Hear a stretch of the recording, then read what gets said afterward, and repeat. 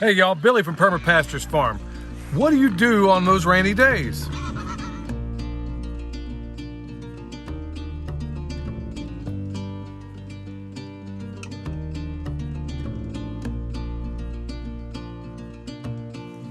All right, y'all, check it out.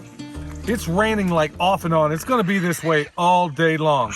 Now, clearly that isn't anything exclusive to us. And you might be thinking, why on earth would he do a video like this? Well, there's a whole lot of new people on here, and there's also a lot of old hands that may not think about some of this stuff.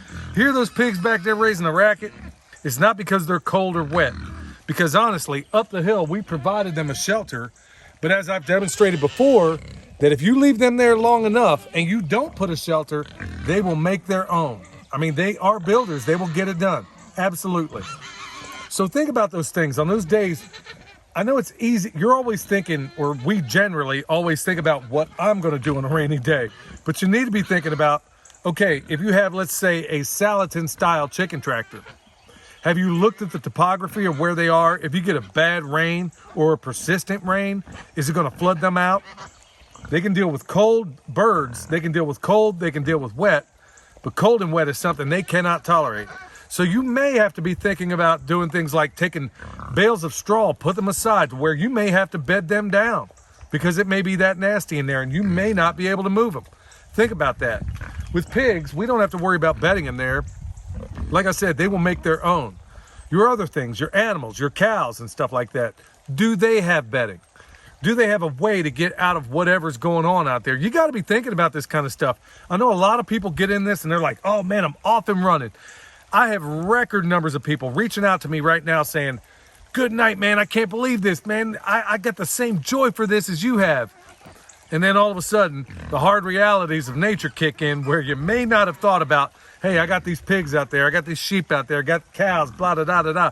Chickens, ducks. Ducks don't care anyway, but by and large, you have got to be thinking about what you're going to do, not only for them, but also on those other days. Let's walk over here and I'll talk more about it.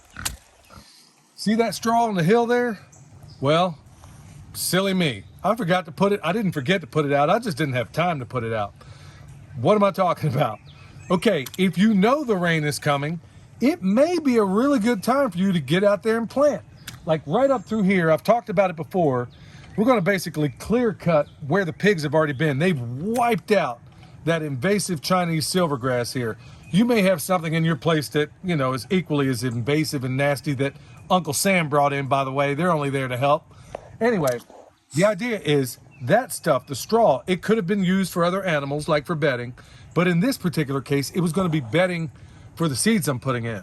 On Patreon, I just discussed how, you know, when you have your animals go through, and depending on the amount of damage they did, what comes back may not be something you want. And in fact, if it was already covered with thorns and thistles and stuff like that, and you left your pigs there just a tad bit too long, it's going to come back even worse unless you intervene, unless you outcompete the unfriendly weed regimes. So that's what that straw's for. It's to scatter mulch. You can time your rain events in such a way to where you go out there and scatter those, which I did on part of this. And then you come back like I normally do, and I scatter mulch with straw. So I basically, yeah, that was one of the pigs got lit up. Anyway, so what we do, we know right when it's gonna rain. Now it's gonna rain not tomorrow, but the day after. So what I'll do, it's kind of cool when it's just raining enough, I can go out there, do my seeds, which I'm gonna do. It's gonna be mostly legumes up there, a lot of clover. And then I'm gonna come back and scatter mulch it with that. So because we're facing south on this hill, I don't want those seeds to get lit up and burned up, okay? So use your rain events to time very, very helpful things, because honestly, that is what I want to do. I want to outcompete the weeds before Justin from Metcalf Mills can get up there and do his thing with it. Now, also ask yourself, what are those things I can do when it's raining outside? All right, the next one I'm going to teach you is what we do all the time in the construction world, okay? Imagine you're on a construction job.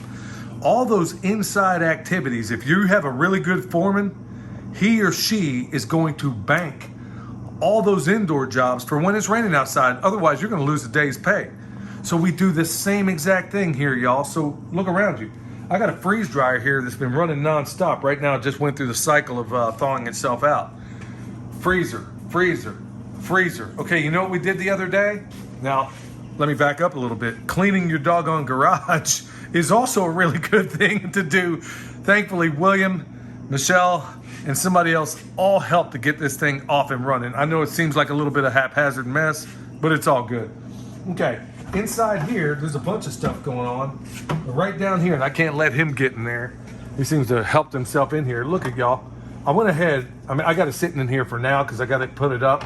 But that is all the fat. I think we got the equivalent, we got 4 or 5 gallons of fat off those guinea hogs. Right here, and this right here is all the grind I have. Well, guess what? It's also a really good time to save this for a rainy day, which is exactly what I'm going to do. I'm going to grind that. I'm going to turn it into breakfast sausage, and I'm going to turn it into my patented jalapeno sausage if I can find some jalapenos right now. But yeah, you can find Jimmy Hoffa a little easier than you can find that. And of course, we got our comfrey sitting in there. So organization, obviously, save those rainy.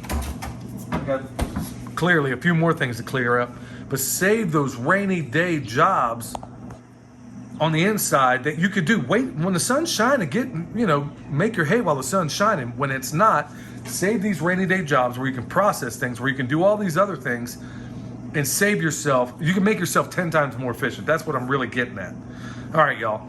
So if you need anything, you need the world's best deer repellent. We call it bone sauce. Check out the website. Got comfrey, which you just saw right here in the refrigerator. William just plucked it up the other day. If you want to check us out on Patreon, we got good information over there, fantastic information. And also check out the description box below. In these times, you might need an EMP shield. All right, y'all, till next time, this is Billy from Perma Pastures Farm, where permaculture is my passion. And this is part of it.